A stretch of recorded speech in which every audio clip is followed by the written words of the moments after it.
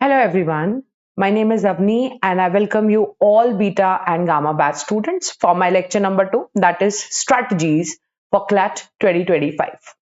जैसा कि आप देख पा रहे हैं इस बार हमने जो प्रोग्राम स्टार्ट किया है हम उसमें आपके साथ ही हैं, आपकी प्रिपरेशन हमारे साथ साथ चलेगी और हम आपको हर पॉइंट पे गाइड करेंगे कि किस तरीके से आगे बढ़ना है। Now be it any section, हर तरीके की हेल्प आपको की जाएगी। तो आज मैं आपके सामने कुछ स्ट्रैटेजीज लेकर आई हूं जिसकी हेल्प से क्लैट 2025 में आप काफी हाई रैंक स्कोर कर सकते हो। ऐसी बातों के बारे में बात करेंगे जो अवॉइड की जानी चाहिए या फिर कुछ ऐसी बातें जो हमें हैबिचुअल कर लेनी चाहिए अपने डेली रूटीन में, जिससे काफी अंतर पड़ेगा, काफी ज्यादा फर्क पड़ेगा हमारे ओवरऑल स्कोर पे। तो इंग्लिश की बात की जाए तो आपको पता ही है कि किस तरीके का पैटर्न होता है, ये हम ओरिएंटेशन लेक्चर में ऑलरेडी बात इसकी कर चुके हैं। अब बात आती है कि आगे कैसे बढ़े इस प्रिपरेशन में। If you have no clue, just be with us and we'll guide you to the zenith 2.0। Let's start with the benefits of starting early. Yes, aspirants, thankfully हमने सही टाइम पे स्टार्ट किया है, क्योंकि हम अगर देर करते तो उस टाइम जो छोटी छोटी बातें होती है, कुछ चीजें होती है जिन पे वर्क किया जाना ही चाहिए, वो हमें उस टाइम नजरअंदाज करनी पड़ सकती हैं। But since we're starting early, we have ample amount of time to actually go for attention to details. यही है हमारा फर्स्ट पॉइंट। तो attention to details की क्या बात होती है? कुछ ऐसे क्वेश्चंस होते हैं जिसमें थोड़ा सा ट्रिकी टाइप का एक तरीके से आपसे आइडिया एस्पेक्ट पूछा जाता है। वहां पे क्या करना है, उन्हें कैसे डील करना है, वो नॉर्मल या इजी क्वेश्चन से कैसे अलग हैं, ये छोटी छोटी बातों पर ध्यान देते हुए हम आगे बढ़ेंगे।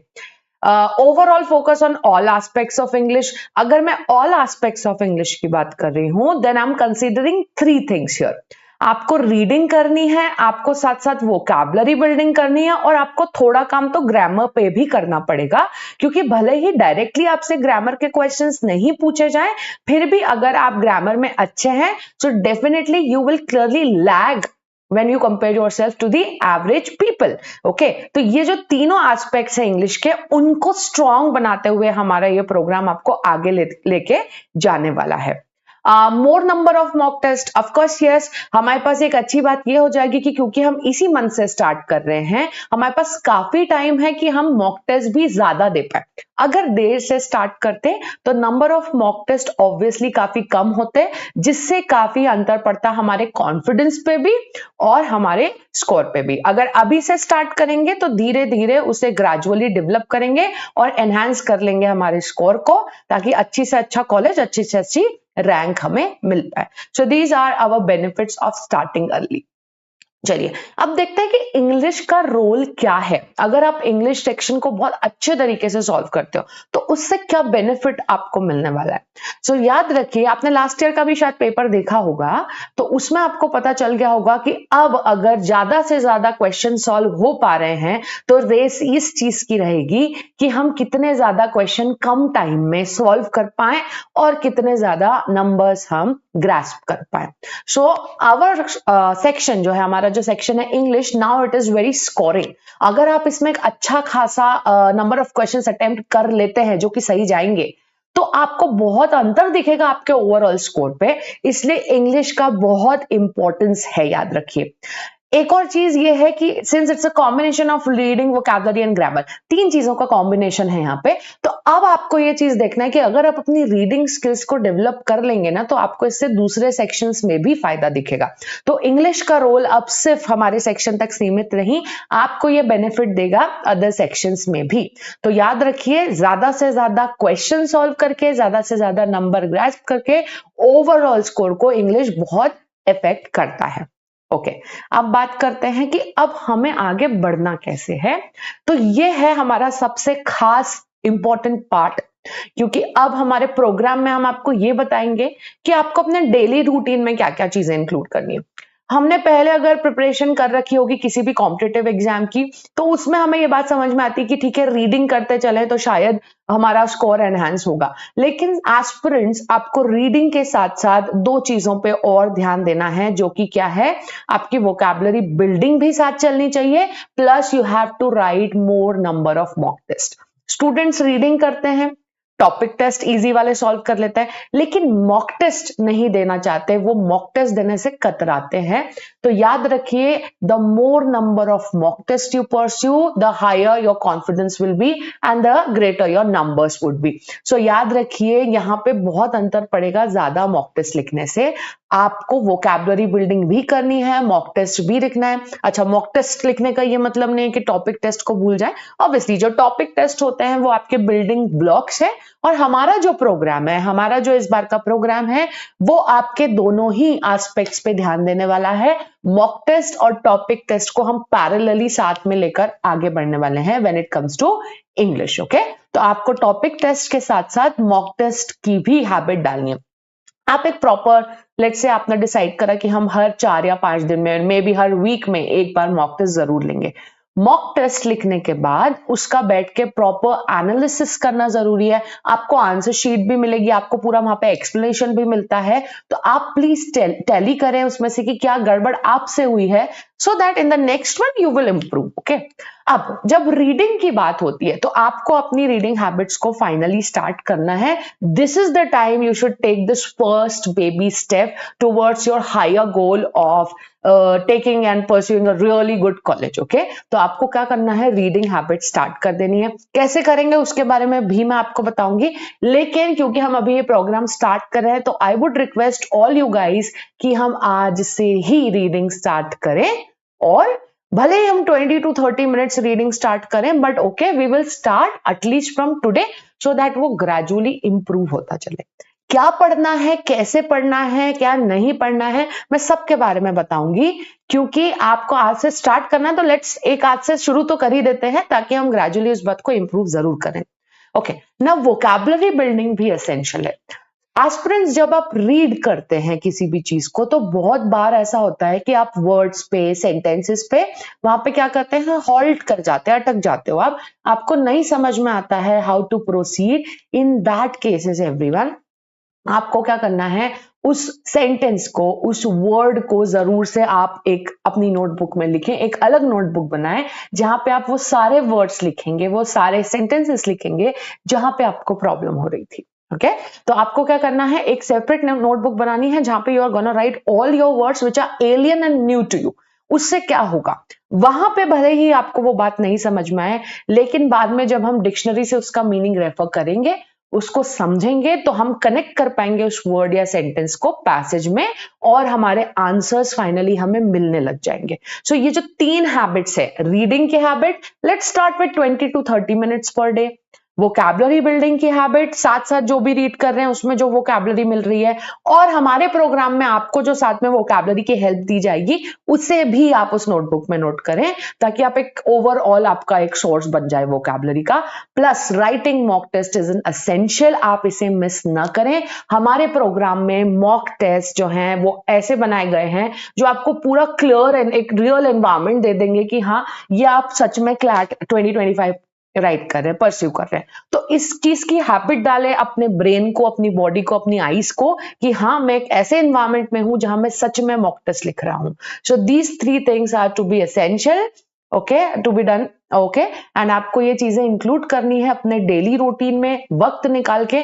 ऑल्सो ऐसा नहीं करना है कि आप ये चीज सिर्फ आज या कल कर रहे हैं, this has to be consistently done by you guys. तो आपको कंसिस्टेंटली हैबिट एक डालनी है, आपको हैबिचुअल होना है कि हम ये रोज करेंगे, रीडिंग भी रोज करेंगे, वोकैबुलरी भी कुछ कुछ तो रोज पढ़ेंगे। ये नहीं कि रोज आपने 15 वर्ड्स निकाल लिए, इट्स हाईली इम्पॉसिबल। भले ही आप 5-5, 6-6 वर्ड्स थोड़ा थोड़ा करें, लेकिन जरूर से इन तीनों चीजों की आपको हैबिट डालनी है। Okay, so let us start with the next topic now. Okay, क्यों बोला जा रहा है बार बार, क्यों हम ज्यादा एम्फसाइज कर रहे हैं इस बात पे कि आपको रीडिंग करनी है? इससे काफी फायदे मिलेंगे स्टूडेंट्स आपको। आपका जो कॉन्फिडेंस है वो बढ़ेगा। ओके, आपको बहुत ज्यादा अच्छा, एकदम एकदम अच्छा फील होगा। ऑब्वियसली एक ऐसे चीज जो आपके लिए न्यू है, अगर आप एकदम से उसे पढ़ने लग जाएं, एकदम से सॉल्व करने लग जाएं, तो आपको वक्त लगता है। वहीं अगर आप यूज्ड टू हो किसी चीज के, तो आपको ऑलरेडी पता है कि इस चीज में आगे कैसे बढ़ना है, तो आप ऑलरेडी कॉन्फिडेंट होते ही हैं। इस कारण से इंपॉर्टेंस ऑफ रीडिंग ये होती है कि वो आपके कॉन्फिडेंस को बहुत ज्यादा बूस्ट करता है, आपको साइकोलॉजिकली बहुत ज्यादा वो क्या करेगा, मोटिवेट कर देगा। ओके अब क्योंकि आप रीडिंग के साथ साथ, जैसा कि मैंने आपको डेली रूटीन के बारे में बताया है कि आप तो वोकैबुलरी पे भी वर्क करेंगे, तो उसका फायदा जो है वो तो आपको अपनी लाइफ में मिलेगा ही, आपको क्लैट में तो मिलेगा ही। आगे आपके जो दूसरे एस्पेक्ट्स हैं, आपकी सोशल लाइफ में आपकी वोकैबुलरी एनहेंस होगी, आप दूसरे सेक्शंस में अच्छा कर पाएंगे, एक ओवरऑल पर्सनालिटी जो आपकी है वो काफी डेवलप हो जाएगी। इसलिए reading is a must children. Other sections की बात करूं तो करंट अफेयर्स से लेके आपके जो दूसरे सेक्शंस हैं वहां पे भी आपको काफी नॉलेज मिलेगा, इसलिए रीडिंग करना मस्ट है, आपको करना ही चाहिए। इससे बहुत फायदे होंगे, ना ही सिर्फ इंग्लिश सेक्शन में बल्कि डेली सोशल लाइफ और आपके अदर सेक्शंस में भी। Okay, so this is very very important. Okay, तो अब बात करते हैं कि क्या पढ़ना है। हमने रीडिंग की तो बात कर ली, चलिए अब बात करते हैं क्या पढ़ना है क्या नहीं पढ़ना है। तो अब मैं आप एस्पिरेंट्स को थोड़ा सा कैटेगराइज करने वाली हूं। आप सभी को पता होता है कि आप में से कुछ जो हैं वो कैसे हैं, एविड रीडर्स हैं, आप पहले से ही नॉवेल्स वगैरह पढ़ना पसंद करते हैं, you like to be into such kind of novels, newspaper readings, maybe some short stories or something.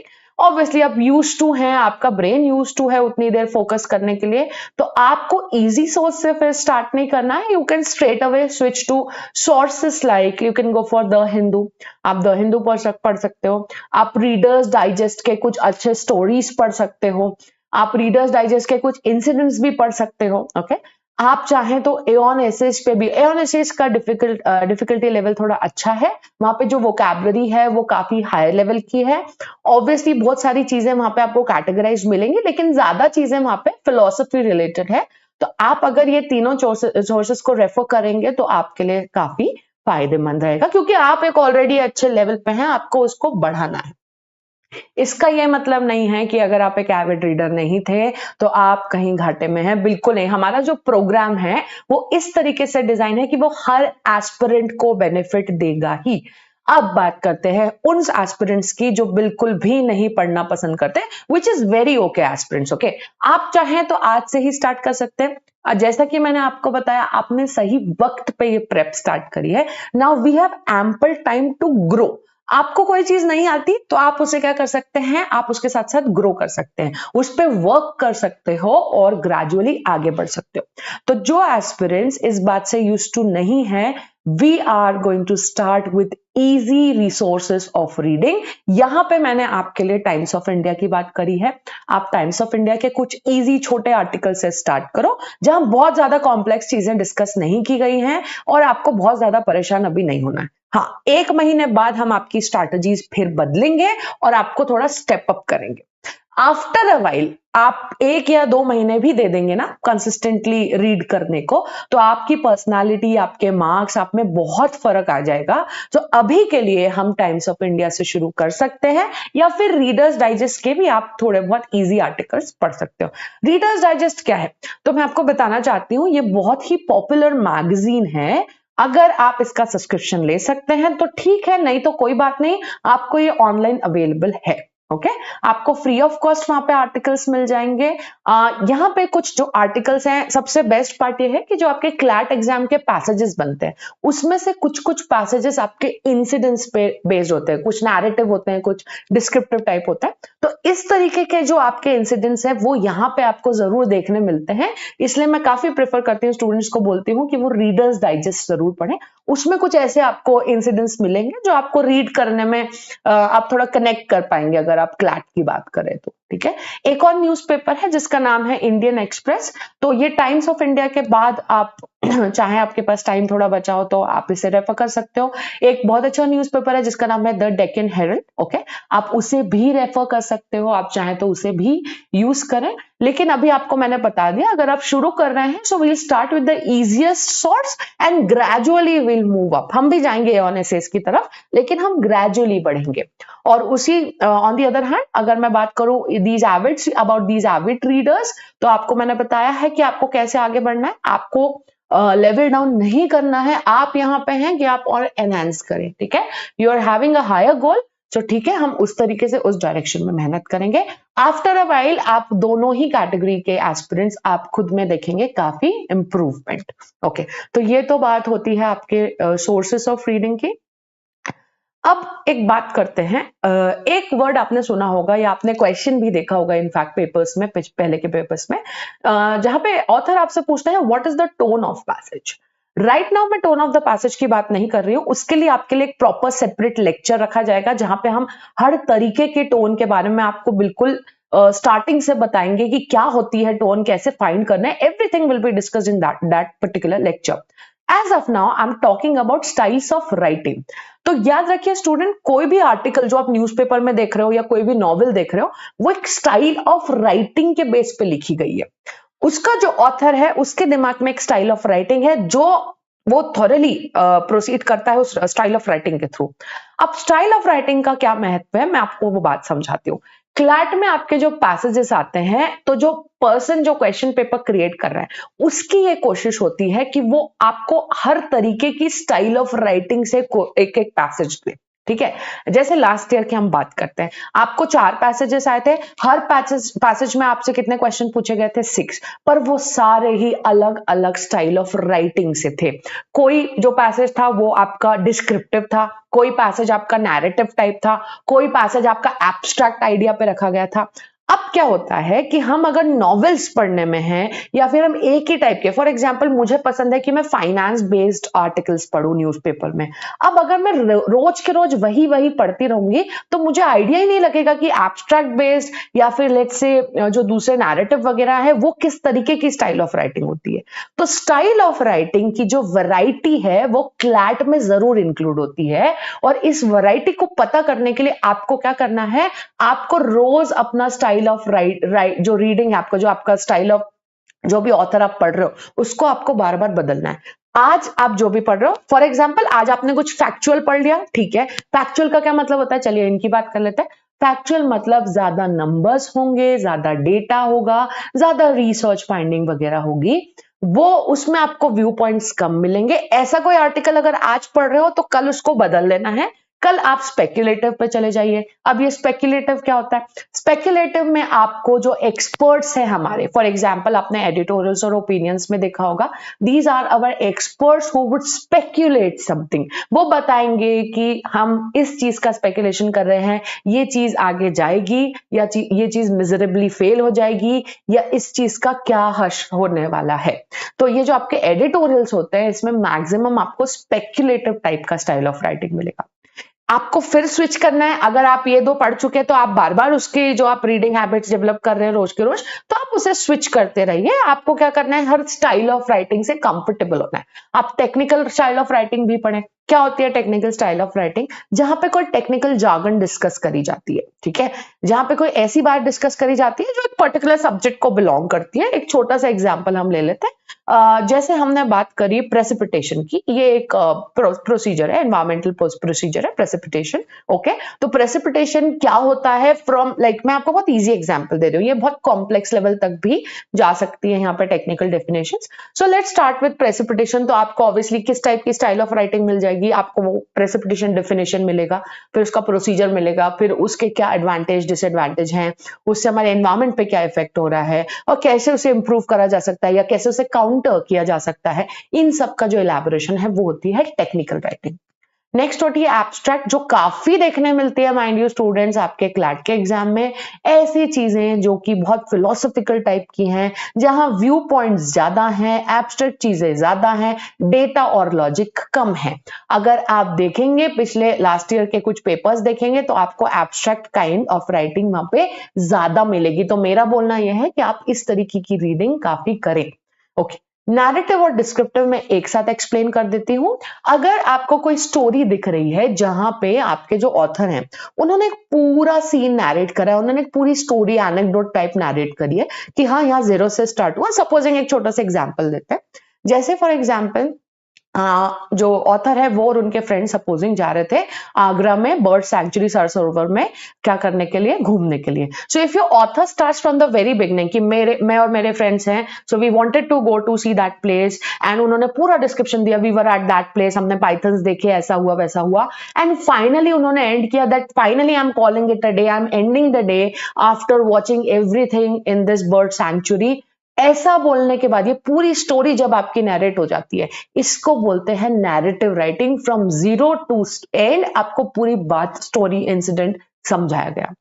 इसी नैरेशन में से अगर मैं एक छोटा सा पार्ट पिक कर लूं, फॉर एग्जाम्पल ऑथर और उनके जो फ्रेंड्स थे उन्होंने स्लॉथ बेयर्स देखे, तो ये स्लॉथ बेयर्स पे ही अगर फोकस करा जाए, ये नहीं बताया जाए कि हम लोग घूमने गए थे and we wanted to wander everywhere, हमने बर्ड्स देखे, वो ये सबको अवॉइड करके सिर्फ स्लॉथ बेयर्स के बारे में ही वो पूरा का पूरा पैसेज हो, इतनी ज्यादा डिटेलिंग की गई हो, उसे बोलते हैं डिस्क्रिप्टिव टाइप ऑफ राइटिंग।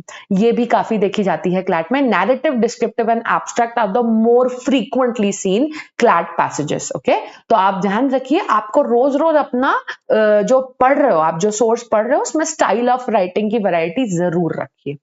तो ये बात होती है स्टाइल ऑफ राइटिंग की। ओके, अब बात करते हैं कि किस तरीके से आप क्वेश्चंस को अप्रोच करेंगे। आप ऑब्वियसली, मैंने आपको तीनों चीजों को इंक्लूड करने को कहा है। रीडिंग तो करें ही, वोकैबुलरी पे हम काम को साथ में काम करवाएंगे ही। जो हमारा प्रोग्राम है उसमें आपको वोकैबुलरी के बहुत सारे बिट्स मिलेंगे ही बारी बारी। आपके इडियम्स, वर्ड्स जो है, प्रीफिक्स, सफिक्स, वर्ड रूट्स, ये सब कुछ डिस्कशन आपके लेक्चर्स में होगा साथ में आपके बैचेस में। लेकिन साथ में आपको एक चीज का ध्यान रखना है, अब जब आप मॉक टेस्ट दे रहे हो तो इसमें 3 तरीके से आपकी रीडिंग हो सकती है। पहला जो तरीका होता है, we call it skimming. Everyone, skimming का क्या मतलब होता है? पहले मैं पढ़ूं पूरे पैसेज को और फिर मैं स्किप करूं क्वेश्चंस पे। बिना पैसेज पढ़े मैं क्वेश्चंस डायरेक्टली सॉल्व करना स्टार्ट नहीं करूंगी। ये कन्वेंशनल, ये बहुत ही कॉमन मेथड है, इसको स्किमिंग कहा जाता है। आप पहले क्वेश्चंस पढ़ें और फिर पहले पैसेज पढ़ें और फिर क्वेश्चंस पे जाएं। ठीक है, ये बहुत हेल्पफुल होती है जब आपका जो स्टाइल ऑफ राइटिंग है वो फैक्चुअल है, वहां पे डेटा है, क्योंकि ऑब्वियसली इतने सारे वर्ड्स हैं तो उसके बीच में आपको डेटा इजीली मिल जाता है। ठीक है, एक होती है रिवर्स रीडिंग। रिवर्स रीडिंग कुछ बच्चे बहुत ज्यादा अप्लाई करने की कोशिश करते हैं। There are many aspirants who are into reverse reading also, because it is actually very helpful when it comes to more words, more viewpoints, more ideas when we compare it to data. तो जहां पे ज्यादा view point है, data कम है, वह reverse reading के लिए जरूर जाएं। कैसे? नैरेटिव, एब्स्ट्रैक्ट और डिस्क्रिप्टिव में काफी यूजफुल होगी। आप पहले क्वेश्चन पढ़ेंगे और फिर पैसेज की ओर प्रोसीड करेंगे। ठीक है, तो आपको इससे थोड़ा फायदा मिलेगा। कैसे? अब आप जब क्वेश्चन पढ़ते हो, then you have a very clear thing in your brain कि हाँ, मैंने ये ढूंढना है पैसेज में जाके, तो ये काफी आपकी हेल्प कर देगा। एक होता है मिक्स मेथड। ये आप जैसे जैसे मॉक टेस्ट में ग्रेजुअली आगे बढ़ोगे, आपको इसका वर्थ भी समझ में आएगा। जैसे लास्ट आपका जो क्लैट का पेपर हुआ था, उसमें 4 आपके पैसेजेस थे। ठीक है, अब ये जो 4 पैसेजेस थे आपके, इसमें से बहुत सारे एस्पिरेंट्स 3 पैसेजेस तो इजीली कर लेते हैं। थोड़ा कम वक्त बचता है शायद एक आखिरी वाला पैसेज के लिए, उसमें इसको आप मिक्स मेथड को अप्लाई जरूर करें। मिक्स मेथड का क्या मतलब होता है? थोड़ा पैसेज पढ़ा जाएगा और कुछ क्वेश्चन सॉल्व कर जाएंगे। एक गो में कोई भी चीज नहीं होगी। ऐसा नहीं होगा कि पूरे पैसेज एक साथ पढ़ के फिर ही क्वेश्चन पे गए, या वाइस वर्सा, पहले पूरे क्वेश्चंस पढ़ लिए फिर ही पैसेज पे गए। नहीं, हम पार्ट बाय पार्ट दोनों का कुछ कुछ पोर्शन सॉल्व करेंगे। इससे एक अच्छी बात यह हो जाती है कि आप सारे भले ही क्वेश्चन सॉल्व नहीं कर पाए, लेकिन आप 0 भी नहीं सॉल्व कर पाएंगे। आप कम से कम 1-2 क्वेश्चन 6 में से, या लेट्स से 3 या 4 भी अटेम्प्ट कर तो सकते ही हैं। ठीक है, तो ये आपको मैं प्रोसीड जैसे जैसे आगे करूंगी हमारे बैचेस में, जब हम आगे बढ़ेंगे तो we will also teach you कि कैसे आपको एग्जाम एनवायरमेंट में अपने आप को ढालना है। और हम हर सिचुएशन के बारे में भी बात करेंगे। अगर इजी पैसेजेस हैं तब क्या अप्रोच रहेगी, मॉडरेट लेवल आ गया डिफिकल्टी का तब क्या करेंगे, और अगर बहुत ही डिफिकल्ट लेवल के पैसेज आ गए तब क्या करेंगे। ठीक है, तो ये जो तीनों तरीके होते हैं, ये होते हैं टाइप्स ऑफ रीडिंग के। ओके, अब क्या होता है एस्पिरेंट्स, जब आप पेपर देने जाते हैं एक रियल क्लैट के एनवायरमेंट में, तो आप ऐसा नहीं कर सकते, क्योंकि ऑब्वियसली पहला सेक्शन आपका इंग्लिश ही होता है। आप वहां पर जो आपको फर्स्ट चीज मिलेगी वो आपको इंग्लिश ही लिखी होती है, आपको ये बात पता होनी चाहिए। तो आपको क्या करना है, ऐसा नहीं कि जो आपको पैसेज सामने आया आपने डायरेक्टली वो सॉल्व करने आप लग गए। नहीं, एक अच्छा एस्पिरेंट होता है, एक आइडल एस्पिरेंट होता है, उसकी प्लानिंग जो होती है वो काफी सॉलिड होनी चाहिए। तो आपको अपने पेपर को करना है प्लान। कैसे प्लान करना है कि भाई मैं क्या करूंगा कि ये जो 4 पैसेजेस मुझे दिख रहे हैं, मैं ये वाला पैसेज पहले कर लेता हूं, वो वाला पैसेज बाद में कर लूंगा, और ये वाला अगर टाइम मिला तो ठीक है, नहीं तो फिर ऑब्वियसली मुझे दूसरे सेक्शंस पे भी काम करना है। अब करीबन 25 से 30 मिनट यूजुअली एस्पिरेंट्स रखते हैं इस सब्जेक्ट के लिए, ठीक है, लेकिन हमारी कोशिश तो आगे यही रहेगी, हम जैसे जैसे बैच में आगे बढ़ेंगे मैं आपको ये बताने वाली हूं कि कम समय में मैक्सिमम मार्क्स आपको कैसे ग्रास्प करना है। अब अगर सीक्वेंस ऑफ पैसेज की बात करी जाए तो ये प्लानिंग प्रोसीजर में इंक्लूड होता है। कैसे हम डिसाइड करें कि हाँ ये वाला पैसेज पहले वो वाला बाद में, इस तरीके को बात को डिसाइड करने के लिए हमें कुछ पॉइंट्स याद रखने पड़ेंगे। ये सब्जेक्टिव है, ये हर इंडिविजुअल की अलग अलग चॉइस है। जैसे कोई एस्पिरेंट है जो काफी कंफर्टेबल हो जाता है अगर उसको 4 पैसेजेस में से कोई एक ऐसा पैसेज मिल जाए जिसका टॉपिक उसे ऑलरेडी पता हो, जो प्रोसीजर जो टॉपिक वो ऑलरेडी पढ़ चुका हो, कहीं ना कहीं उसने पहले जान रखी हो, तो वो जाके उस पैसेज को जरूर से सबसे पहले अटेम्प्ट करे। The reason being it will boost you confidence, it will boost you psychologically. आपको बहुत ज्यादा वहां पे एक मोटिवेशन मिल जाएगा, आप एक अच्छे कॉन्फिडेंस में आएंगे कि हाँ मुझसे तो सब बन रहा है, और यही जो कॉन्फिडेंस है ना वो कैरी होगा आपके अदर सेक्शंस में भी। इसलिए बहुत ज्यादा जरूरी है कि आप जो शुरुआत करें इंग्लिश के साथ वो बहुत ही अच्छी होनी चाहिए। तो सबसे पहले मैंने आपको समझाया सब्जेक्ट फेमिलियरिटी के बारे में। ये अब ऑब्वियसली हर इंडिविजुअल का अलग डिसीजन हो सकता है।